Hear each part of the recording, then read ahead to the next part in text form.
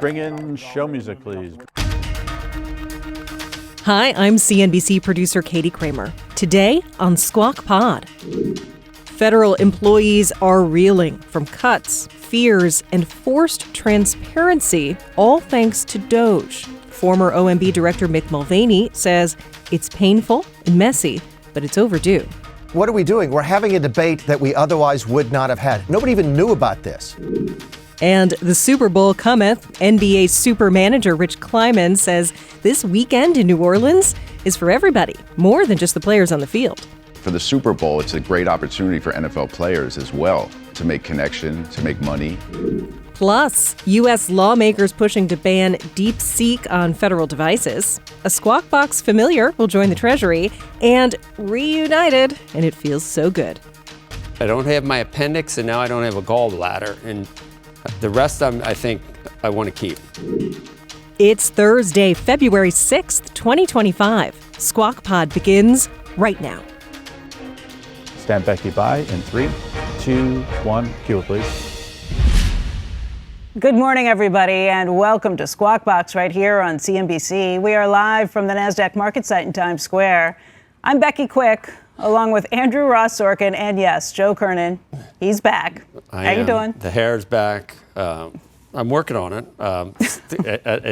Quite a bit of work. Nice to see you, sir. Yeah. Thank you. Welcome back. Thank you. It's good to be back. A lot of people were concerned. There were a lot of people worried about you. A lot of people were concerned. I'm good. I'm good. It was a real thing. I don't have my appendix, and now I don't have a gallbladder, and the rest I think I want to keep.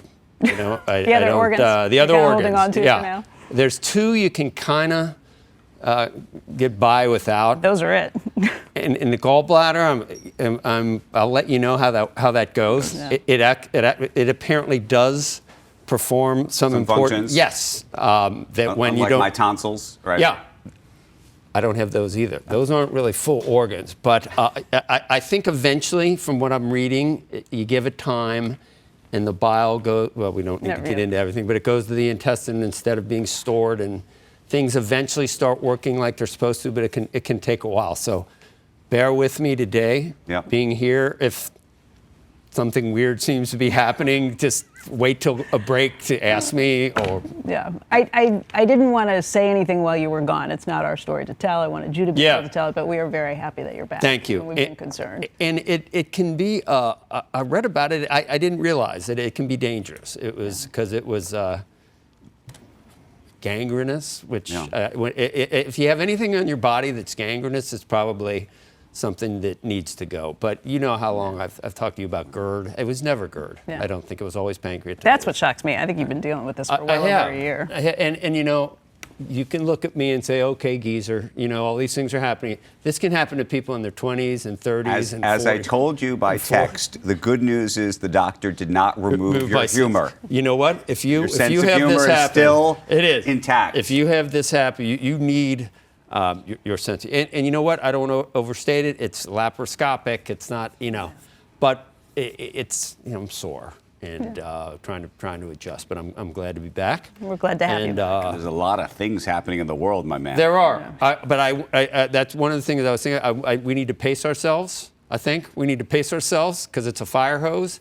And then one thing I did notice, I looked at the averages.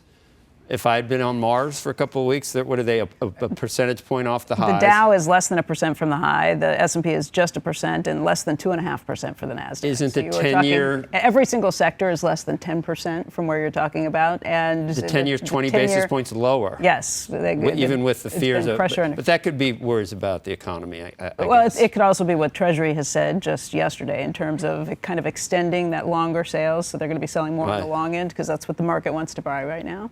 You got to bear. I didn't watch a lot of you know. I watched a lot of different cable networks. On some, it's the end of days. On another network, this is the golden age of America is suddenly coming. But a lot of times, I didn't want to watch really serious news, so I was watching those new Sesame Street episodes from Iraq. I don't know whether you saw that we funded for. Right, so this is where the sense of humor piece is still intact. I think or it at was least some Afghanistan. version of it. No, it was Iraq. Was it? It was I thought it 20 was million. Iraq. 20 There was million. Some US aid. Yeah. I know where you're going. Oh. Never mind. Yeah, maybe. But I digress. The Treasury Department, Treasury Secretary Scott Bessent announced that Jason Trennert will be Assistant Secretary for What? Financial Markets. Yes, Jason, of course, a friend of the show, There it longtime Squawk Box guest, is the co-founder of Strategas Research Partners, of course, a frequent guest here, going back more than 25 years. Better not I forget. think. You better. This better not forget Yeah. when people are trying to get interviews with him and stuff. Yeah. Who his friends Our are. long relationship. Yeah. Secretary Bessent also said that Luke Pettit would be Assistant Secretary for Financial Institutions. He worked at hedge fund Bridgewater Associates and most recently served as Senior Policy Advisor to Senator Bill Hagerty. Speaking of Secretary Bessent, he said in an interview yesterday that he and President Trump are focused on the 10-year Treasury. He also said that Trump is not calling for the Fed to lower rates. Bessent said that he will only talk about what the Fed has done, not what he thinks they should do. He said the president believes that if energy prices are brought down, the tax cut extensions are enacted, and the economy is deregulated, that then rates will take care of themselves and the dollar will take care of itself. There was a lot of talk about what could he do to the 10-year note on his own, irrespective of what the Fed could do. So by buying back, I mean, what is he capable of? It depends if they come up with a bond. I mean, you sell different, and that's what he was talking about yesterday. it It is. sounds like an extension of what Janet Yellen was doing. There have been And a what lot she of talk didn't that do. they bring him down, and he did not. There's also, if they come up with the sovereign wealth fund, the idea that you could potentially buy things back. But all of this is still theoretical. By the way, what do we think? Since I haven't seen you and Yeah. we haven't talked about it, what do you think of the idea of the sovereign wealth fund? I think it's going to be complicated. Where's the money come from? Unless you're talking about assets that they've already Everybody's doing taken it. through. Right. Yeah, everybody's doing it, but those countries also have a lot of oil money. And stuff They have that to put back surpluses. in. Usually, They do. Right. this is like a company that doesn't have money is levering itself up to go buy stuff. I mean, it's almost that's what it is. If it worked and you made money, it would help. I think the question, and the question that even Tim Scott raised when he was on with us 2 days ago, is you want to make sure that it is not leaning any political direction, not with the Republicans when they're in office, not with the Democrats when they're in office, and that would be the tricky part, is having an oversight board that makes sure that it doesn't blow with the political impossible. winds. We've Whoever's always in. said we don't like industrial policy. I think that was his way of saying it'd be and we tricky. think We don't the want- government's terrible at picking winners and losers, and here we are. We don't like nation building. Yeah. You're looking at condos there? Yeah. Look at condos where? In Gaza, is what he means. Which the White House is really walking No, I back know. pretty steadily from that. It's crazy, but all I'll say is that the status quo is that we just look at that and don't. I don't know whether thinking outside the box is the way to do it, but it's Well, the idea of- such an intractable. It is an situation intractable right now, problem, and but the it's so idea of sad. displacing Palestinians, first hard. of all, where are they going to go? There aren't companies. I wish countries Jordan that and are Egypt. open. And second of all, they don't want to You're go. not seeing a lot of cooperation from neighbors that you need cooperation. Jordan from. already They're has a trying to do this. huge number of they need Palestinians that have more. been there. They've had problems when they've brought them in the past, and that's the issue that You don't deal want with to on these just things. we don't need another 50 years of what we've had, and neither does Israel, and neither do the Palestinians. Yeah. I would love to find another way to do it. If there was a way to Right. do that, Yeah. that does not. By the way, Right. I know people thought it was completely insane when he said that. To me, the only problem with that is, and by the way, with Greenland or any of these other things, is there's two issues. There's the practical for the Palestinians, but then there's the message it sends to the rest of the world about, can China go take Taiwan because they want to, and that's okay? Can Russia take Ukraine? But they don't care about. No, but I'm saying whether we once do you it or start to not. say that you're willing to take other people's things and move people around and do, it sort of undoes the order. Each I know a lot of people situation wanna is undo the different. order, Each situation is different and distinct. Obviously, Taiwan's not necessarily the same as the Panama Canal or something like. I mean, there's some nuance involved in these things. For Gaza, I'm not the one who's going to figure it out. But it's crazy when he says it, and then all of a sudden, after the initial, just shock and awe, like some reasonable people start saying, well, at least it opens it. And in the past, I've always kidded you about when you say it's a conversation we have to have. We have to have that conversation about taxing unrealized capital gains or something like that, where you really don't want to do it, but just saying you want to have the conversation get you to a point where you're thinking about it a little bit What I different. said yesterday is the most charitable take you could possibly come up with this would be the idea of trying to come up with a Marshall Plan-like situation. Right. But that would not include displacing Palestinians and taking that land from them. But yes, But the there's land, the something way it needs is now, to be is done. just bomb-ridden Something and needs to be done. If you can come rubble up with a Marshall Plan and you can find a way to rebuild. No one wants to be there now, even if it is a homeland. Unilaterally, I don't think we come in and say, you don't stay there. But yes, the idea of rebuilding and trying to find ways to turn it back into something more like it was is going to have to be looked into. Meantime, lawmakers plan to introduce a bill today that would ban DeepSeek's chatbot from government-owned devices. That's according to the Wall Street Journal.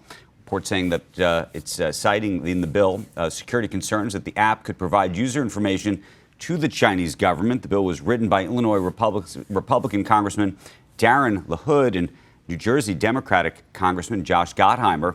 It echoes the strategy that Congress used to ban TikTok from government devices. Interestingly, of course, Microsoft's Azure, now also Amazon, all hosting this service, and the service is technically open source, so Did you see you can read the code. Did you see the report from the company that said the web-based download? Yes. They were on I think Street Signs or Power Lunch yesterday. Yep. Kelly Evans interviewed the CEO behind that report.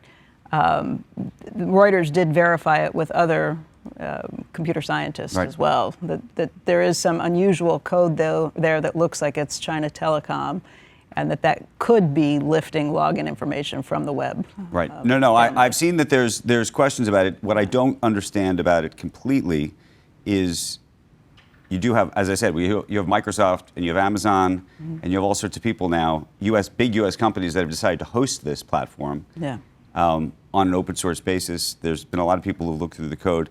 There really are, from what I gather, there's that company and there's one or two other companies that have raised these concerns. Yeah. But oddly, the biggest companies in the world haven't. I'm not sure I understand why that would be. I think they've simply raised questions. That company did not go and look at the services hosted by Amazon or by Microsoft or any of the rest of them. This was simply that download, and it was inconclusive as to whether they were actually taking the information. They just said the language was kind of hidden, and if you broke down to it, it could potentially be that case. Right. Yeah. Cheese will be next. Coming up next on Squawk Pod, the Department of Government Efficiency. It's true, Elon Musk might not have been elected to run it, but we'll hear from one former insider, Mick Mulvaney. He was the White House Chief of Staff and ran the Office of Management and Budget. And Mulvaney says this is an effort that's been a long time coming. If we can get a better Department of Transportation for the same amount of money, that is efficiency. If you can take that attitude across the entire government, it's what Republicans have said they've wanted for a really, really long time.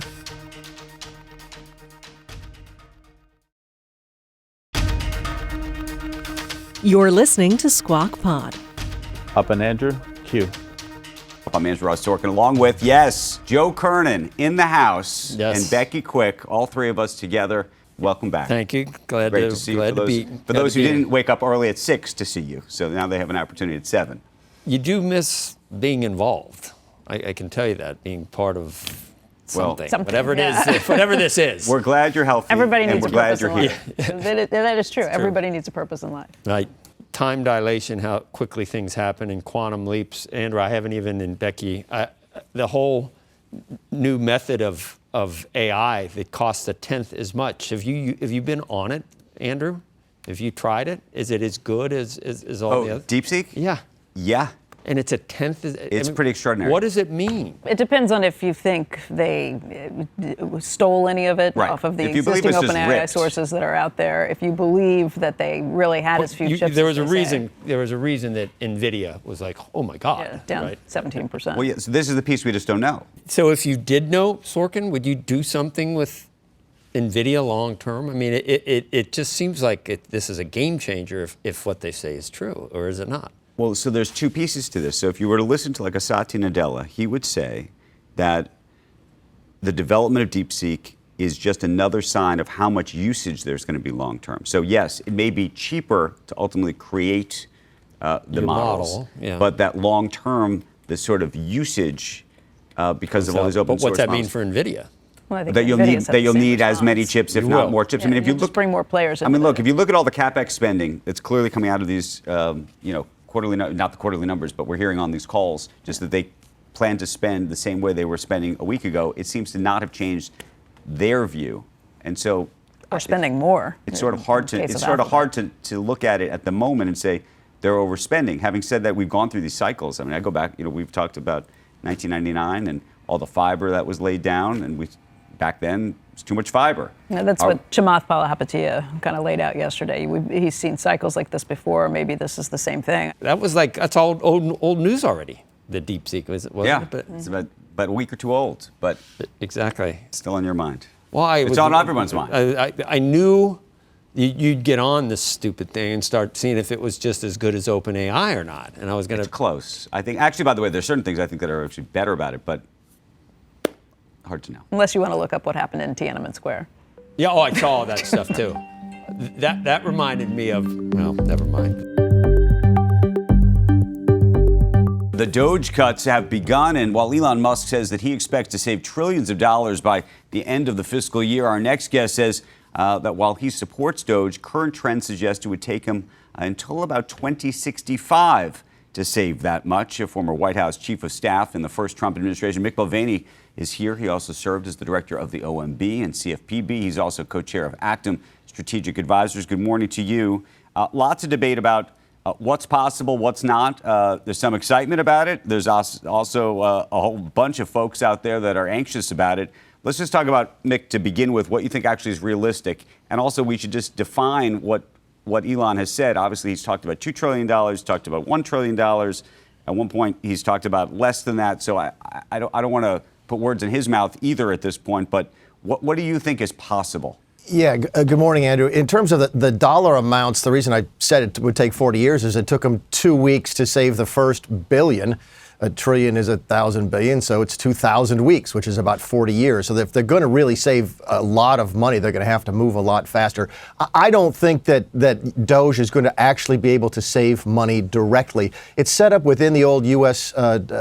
digital services within OMB, and they don't have the authority to actually spend less. What they've got the ability to do is what you've seen here in the first 2.5 weeks, which is shine the light on where the waste, fraud, and abuse is. Then I think it's going to be up to other people to step in and fix it. So I think it does serve a role, but it won't be direct. Well, that's what I wanted to ask you about, because that's where the anxiety appears to be, right?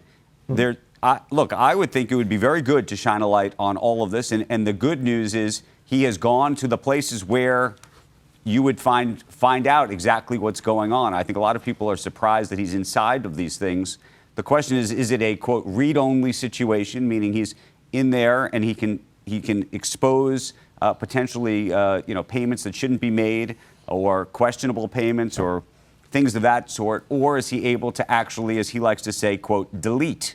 And whether he has unilateral ability to do that. Just yesterday, obviously, there's a lot of conjecture about subscriptions to things like Politico and other things, or Politico Pro, I should say, and other things, and whether those payments should be made, or exactly the kinds of payments that USAID is making. Is your view that A, he's doing things he either shouldn't be doing, but the second piece is this idea that Congress appropriates a certain amount of money and says, go do this. Do you believe the president, this is a constitutional question to some degree, can actually come in and say, we don't really need to spend all that money on that? Yeah, 3 or 4 really, really good questions. Let's take that last one first, because that's probably the most interesting, because it is a constitutional question. That's what a lot of this is about, Andrew. That's what all of this is sort of building up to. It's the question of impoundment, and it goes back 100 years to where if Congress says, let's spend $100, does that mean the president has to spend $100 or cannot spend more than $100? Now, in 1974, in the Budget and Impoundment Control Act, Congress said, look, if we spend say you have to spend 100, then you must spend 100. Presidents have chafed under that forever, especially Republican presidents. There's a lot of Republicans, including those in the building behind me, who don't think that's constitutional, and that a president should be able to say, you know what, if Congress told me to spend 100, but 4 or 5 of that is on stuff I really don't like. It's on DEI stuff. It's on Politico Pro subscriptions that I have the ability as the executive to say, no, we are not going to spend that. That's the big battle here. Doge is a fascinating conversation. There's no question about it. The stuff at USAID is a fascinating question. But at the end of the day, this is the big fight between the building behind me and the building down the street. Is it the idea of the presidential line item veto, though? And how does that play out? If there's first of all, I'm not sure that the Republican-led Congress is going to complain or go against what they're doing right now, but you can imagine that it's something that's going to play out in the courts. And I just wonder what that means for Elon Musk and anybody else associated with this, the idea of getting dragged in for Lord knows how many depositions you might have to deal with down the road. Oh, yeah. Listen, there's going to be lawsuits. When the memo came out from OMB, it feels like it was 6 months ago, but I guess it was 6 days ago. On the funding pause, there was a lot of us, myself included, who thought this was the first chess move. This was the first move that said, you know what we want is we want to get sued. I'm talking now about the Trump administration, because what we want to do is get sued in 5 or 6 different circuits so that we can have a difference in the courts of appeals on impoundment so that we can get to the Supreme Court. That's where I think this is headed. Again, you can have fascinating conversations about Doge. I remember sitting at CFPB, Becky, a couple years back, asking a question. Look, nobody's coming to work today. Are we worried that any of these folks are working another job when they're back at home? And I was told by the career staff, there's no way we can find it. Well, Doge found that here in the first 2 weeks on the job. So there's some really good things happening with Doge. But it's sort of a sidebar to the bigger discussion about the fight between the White House and the Congress over impoundment. Right. And Mick, the other question I have is, we're hearing now about, various payments that people say could be questionable. We raised this issue of Politico Pro, which, by the way, most companies subscribe to and parts of the government subscribe to, because hopefully they offer services and news that is of value. They may charge a lot for it, but that's what it is. How do you think the public should think about some of these things that we're learning about? I mean, the other pieces we're hearing about USAID, and, Joe, we were making a joke earlier about, payments to Sesame Street, to do a Sesame Street in Iraq, and how we're supposed to think about that. I know that, there's some Republicans that like that or have liked that agency because they compared it to what, China does with, the Belt and Road Initiative in terms of just influence around the world in certain places. Yeah, soft power is real. There's no question about it. And what I keep trying to remind people of, $1 billion is a lot of money. $100 billion is a really lot of money. And when you're going to spend that much money, like the building does behind me on a regular basis, there's going to be some good stuff that you can do and some bad stuff. The question is, how do you go in and figure out, let's do this, but not this? Your point on Politico Pro, for example, and I hate to give them the free advertising, but there we go, is a good one. We used to pay for that in my office when I was in Congress. We used it as a service. USAID was giving them $8 million a year, apparently, according to the information that came out here in the last couple of days. You have to wonder, is that for subscriptions or is there something more to that? This is a debate we've never had. This is the stuff that sort of exists in the background. But it was weird coming right at, wasn't it the Politico, the former employee with Tara Palmer, weren't they at Politico where she said they said absolutely no laptop coverage? At Politico, wasn't that the week before? And if it's not quid pro quo, it at least sort of smells like it, Mick. It does. It almost looks like they went totally. Just as a point of fact, and I don't know enough about this. The folks who run Politico came out yesterday and said very explicitly that they have never been funded or subsidized by the government in any way whatsoever. So we have to understand what those still say that, but payments are, and whether that was a subscription to. Whether that was a subscription to just a lot of Politico Pros, I'm not sure what that was. Also, there were a whole bunch of payments made to all sorts of media organizations, supposedly. Nobody pays that much for CNBC Pro. Now, we're worth that much. Well, no, but there's also, U.S. Department of Health, others that advertise in publications. The Army, by the way, advertises in publications. I mean, people forget the U.S. government, for better or worse, does have to advertise in places. They have to spend money in places. So I don't know enough about this, and I'm not defending it. And I don't know enough about it either. But I also I want to put it out there because I'm a little anxious that we're looking at some of these numbers and we don't totally know what they all mean. Yeah. You're right, Andrew. But look, what are we doing? We're having a debate that we otherwise would not have had. Nobody even knew about this.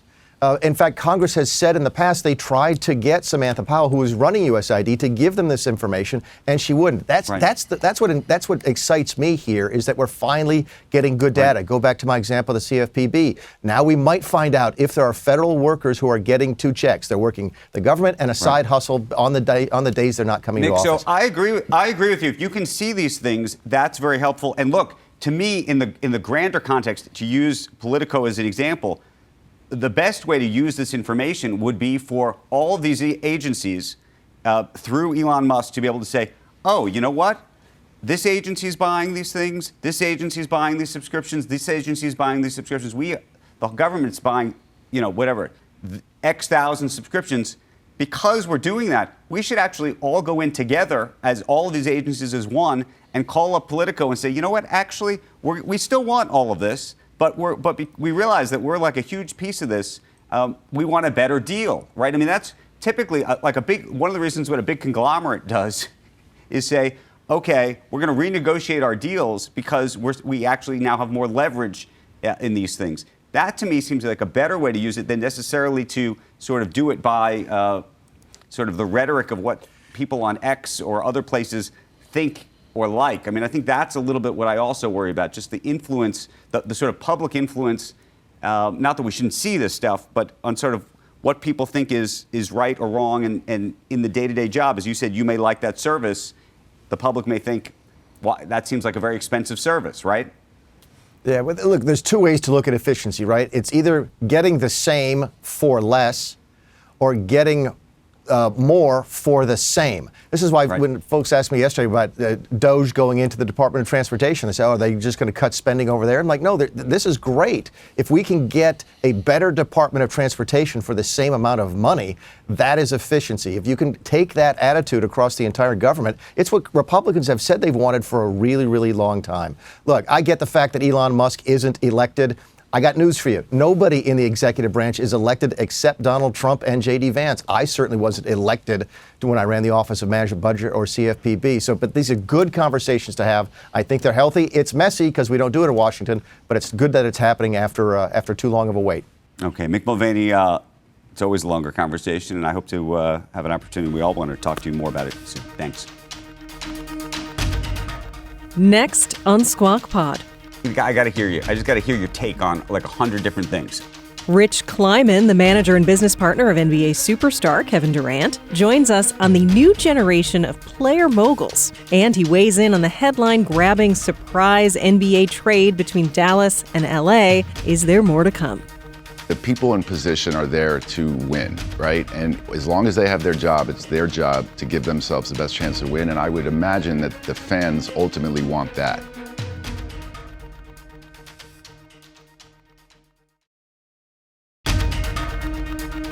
Welcome back to Squawk Pod. Here's Joe Kernen. Super Bowl just days away, and the sports books are getting ready for record-breaking wagers and increased competition. Contessa Brewer joins us now from New Orleans with more. Hey, Contessa. Hi there, Joe. Yeah, $1.39 billion. That's the estimate of how much Americans will wager on the nation's legal licensed sportsbook, according to the American Gaming Association. Last year, that estimate was a total of more than $23 billion. Why the big jump? Because last year's estimate included office pools, illegal bookies, and offshore operators. That illustrates the juggernaut, right? And this year, you have Kalshi and Crypto.com crowding their way in. Robinhood tried and just this week ditched its efforts to accept trades through the predictions markets. Plus, of course, there's sweepstakes-style gambling and offshore markets that are all offering bettors a way to add some additional excitement to this big game. What the sportsbook really want is not to compete with these operators that don't pay state taxes, haven't paid billions to lobby, legalize, and license their platforms, and don't adhere necessarily to know your customer regulations or face potential backlash from regulators over problem gambling concerns. Derek Stevens, who's the owner and CEO of Circa Sports, told me it doesn't really make a lot of sense to be paying tens of millions of dollars in taxes and fees to states as a licensee if a legal business model exists without all of that extra expense. Well, I asked Chiefs quarterback Patrick Mahomes, whether this whole boom in gambling is good for the game. It gets people watching. I think that's good for the sport. But at the end of the day, I want people to realize that it's a game that you play on the playground for recess. And it's stuff that you just go out there and give everything you love. And I think that's what we try to do on the football field. And I think that's everybody on that football field. Around New Orleans, FanDuel has huge advertising blanketing buildings on Canal Street. Caesars, of course, you've seen it all morning in those live shots, has named the Superdome, and it is unveiling here nearly $500,000 in renovations at its casino and sportsbook and the hotel. I mean, look, this is a great opportunity to win customers. The customer acquisition opportunities around the Super Bowl are by far the best of the year. You guys might already know this, but the Chiefs, right now, 1.5-point favorites.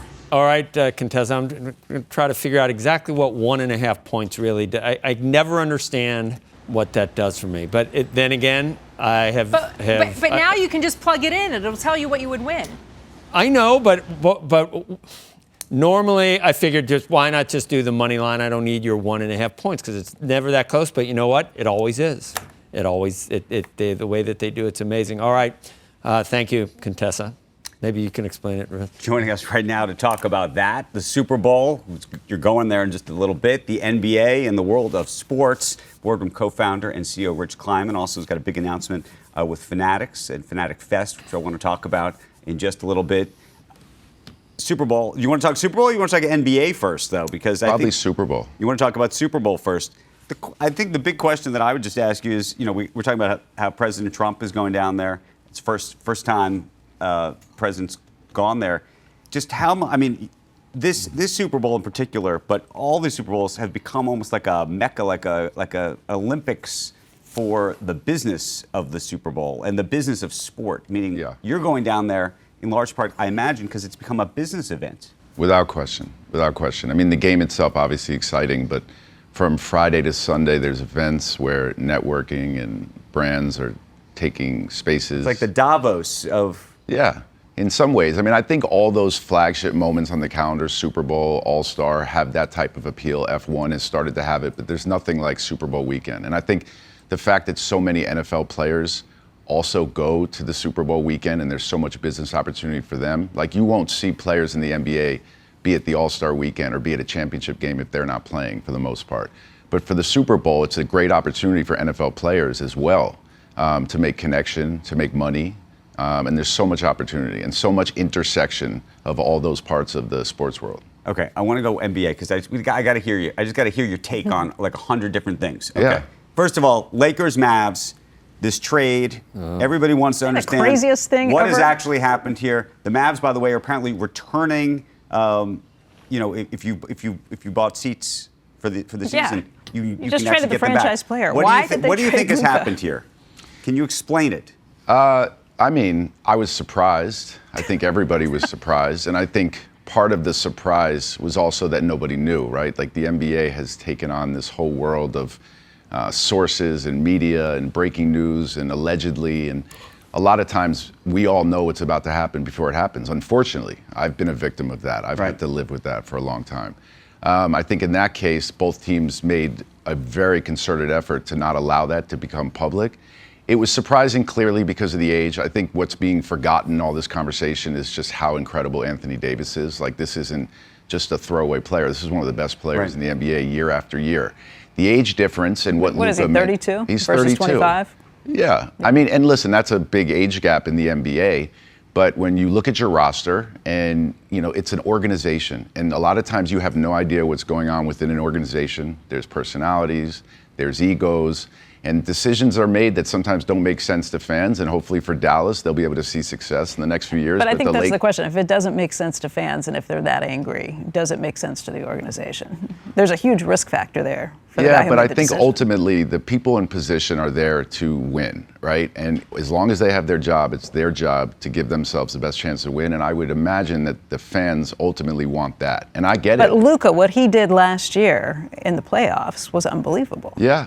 Unbelievable. What would you do if you were the Lakers? To LeBron? I don't know. He steps up. What do you mean you don't know? He steps up when he needs to, but he's still, what is he, 40? Something like that? Yeah, he's still elite. I know, but who would you, just to really make it Showtime again? What do they? Who would they need? Well, I'm pretty sure that Luka and LeBron are going to be Showtime. Yeah. Yeah, I mean, For how long? I don't think LeBron's going to play that much longer. Well, I don't think that's breaking news. He's 40 years old, but so a year or two? I don't know. So who do you bring? He's still at an elite level. Still at an elite level. I think that's ultimately why the Lakers, in a lot of people's opinion, won the trade. Even though I think there's an argument on both sides, the shock value around Luka being traded has a lot to do with everyone's uproar. But for the Lakers, they've got somebody to build around, which they've consistently done decade after decade. And I think in that regard, they made a great move for the organization. Let me ask you a different question. And I got a tweet I want to show you. This is a Chamath Palihapitiya, because it's a bigger question about the NBA writ large. It's actually in the context of this trade, but I think you may have an opinion about this. I think we have it. Do we have this tweet? This is Chamath saying the following. He said, "I sold my ownership in the Warriors last year, in part because I was pretty sure a competition for the NBA was coming, a la the Live Golf versus PGA. The speculated antics below," this is about why they made the trade, "only reinforced the likelihood that a group of well-heeled investors with $5 to $10 billion could quickly stand up a competitor to the NBA." Obviously, LeBron's partner, Maverick Carter, is trying to build a 3-on-3 league of some sort. It's not a 3-on-3 league. Well, what do you think it's going to turn into? No, I'm saying it's not 3-on-3. Listen, I think when you've had, let's say, one organization that's existed in a particular field, like the NBA has, and I am as big an NBA fan as there is room for disruption. We've seen that. And I think ultimately the way the NBA has operated historically, and again, I want to preface, Adam, I love the NBA, but there is a 82-game schedule. It's rigorous. As you see, players do not have kind of control over where they're going. If you're playing in a city or get traded to a city that's away from your family, and nobody should ask for sympathy for this matter, but this is what it means to be in the NBA. And if there was an alternative that allowed these players to have a more condensed schedule, to play in different markets that they don't normally play in, to be able to live at home with their family, compete on a shorter schedule and time frame, it's all about how you approach it, but I don't think it's so crazy to think that those guys can pull this off. Let me ask you direct. So you're correct. You're Kevin Durant's man. Would Kevin go off and play in another league? Well, I'm his manager. Right. And his business partner. Yes. I mean, Kevin is, no, I don't know. Yes, potentially, actually. If there was an opportunity for Kevin to extend his NBA career and he wanted to be somewhere, he loves playing basketball. Right. And the economics made sense and the opportunity made sense. And I think the guys that are putting this together obviously are the right people to do this. And I think they have the right vision. Do you see them putting together a competitor to the NBA, or do you see them putting an extension onto the NBA effectively? Meaning, do you think this is actually going to compete directly with it, or alternative? Do you think that you'll end up having players play in the NBA and this will end up becoming like a summer league? No, I don't think I don't think the way this is structured is meant to be but I think that ultimately an option, an alternative for a player, there's 480, 500 players in the NBA, right? Right. There's a lot of great NBA players. There's NBA players that are coming from overseas. And I think it's the optionality. And I think that the disruption is probably going to be great for the NBA. And it'll be a great opportunity for the players that choose to go there. It's not just disruption from that. It's also from the college leagues at this point. NIL has changed that game, not just for basketball, also for football. But that's a weird competitive situation where you have players who might stick around and play college instead of going to the professional leagues, and some players who would have never gotten picked up by the professional leagues staying and making a lot of money. Yeah, I don't know how many college kids will bypass the professional leagues for NIL. Robert Kraft was telling me about one that did it in football. Yes, I mean, I guess if somebody's on the cusp or they're not sure where they'll be drafted and they're getting offered big money. But listen, this is a drastic shift from the way it used to be. And the way it used to be wasn't right at all either. So I think the idea that there's some unregulation or evolving regulation is not so crazy, but the players deserve to get paid. And it's not just NFL, the college football players and college basketball players. I think what gets lost is all these opportunities that NIL has afforded athletes in other sports. Mm-hmm. Why do you think this would benefit the NBA, by the way? Well, I just think that there's optionality. And I think that I would think if you're the NBA, you'd say this is terrible. For sure, but the NBA is not going anywhere. And the storylines and the stakes and the narratives and the fan bases and like Becky was talking about as it related to Luka, that's not going anywhere. And there's an incredible amount of great players. So to think that there's not an opportunity for a different structure or a different league to operate is just not realistic. I mean, if you look at what Unrivaled is doing, the WNBA, it's not the WNBA players playing in this league. It doesn't happen at the same time. But I think it's ultimately just kept the conversation going around the WNBA and how exciting it is. So listen, if players decide to play longer because they don't want to play an 82-game schedule anymore because they're 41 or 42 years old and they can go play a shorter, more condensed schedule, or if there's international players that feel like they want to stay abroad, I just think the optionality of it and the creativity around it is exciting. I want to talk Fanatics Fest, but just one. Yeah, that's why I'm here. I know one Kevin question though. Oh man. No, any chance that he would go to the Mavs? Because there's been, I don't know if you saw, there's been some gossip about that. You just asked me if he was going to play in this other league. I know. You caught me off guard. You had me stuttering, and I said that potentially, right? I think everything's on the table. I don't know what happens in sports anymore, man. Like I try to stay close to the vest because, you know, doing this for this long, when you get it out into the public and the public has a point of view, it somehow dictates real life. So I try to keep everything. Okay. Well, let me ask you this then. So you, Fanatics Fest, you do have a big announcement. Yes. So this June, there's going to be another Fanatics Fest. Yes. So we partner. But you guys are doing something pretty interesting with them. Yes. So there will be another Fanatics Fest, and I'm sure consecutive Fanatics Fest. As you know, Michael will continue doing bigger and better. But for us, we partnered with Michael on a program called Chapter Next, which is going to be a 3-day career intensive. It's going to be June 18th to 20th, leading into Fanatics Fest, and it's meant to kind of accelerate athletes and their management teams' business education, business opportunity, understanding of business, creating a network for them. And we'll do another one again in December so we can accommodate the NWSL, the WNBA, and Major League Baseball, the 3 leagues that won't be able to participate during June. So basically, it's a training program of sorts. Yeah. For the athletes themselves and their teams. Right. Michael had a version of this in November. You know, I think for Michael, he always looked at Fanatics and knew that some of the fan participation and the athletes giving back to fans and athletes playing such a big part in Fanatics, it was his duty to be able to do more for athletes and continue to offer opportunities. So he did this, and I think it was very successful. He came to us to partner, and I think our element that we bring is brand building and storytelling. We partnered with USC to create the curriculum. It'll be one-on-one mentorship, curated panels, CEO dinners, and it'll all culminate into Fanatics Fest. And then once they finish, they'll get a program membership to the Boardroom Members Club, and we'll have a boardroom meeting house at Fanatics Fest, and we'll continue to do this and give back to these athletes. Is this a whole new business extension for you, long term? Well, it's basically what Boardroom is now. I mean, the whole idea of what we've always done is democratizing this kind of insider information and curating rooms and bringing people together. Michael has the biggest global sports platform in the world, and I think for us, it's just continuing to give these athletes opportunities, creating this community. And for us, that's connectivity, and that's more information sharing and building of our world. Rich Kleiman, thank you. Thank you, guys. We're looking forward to it. You too. Have fun at the Super Bowl.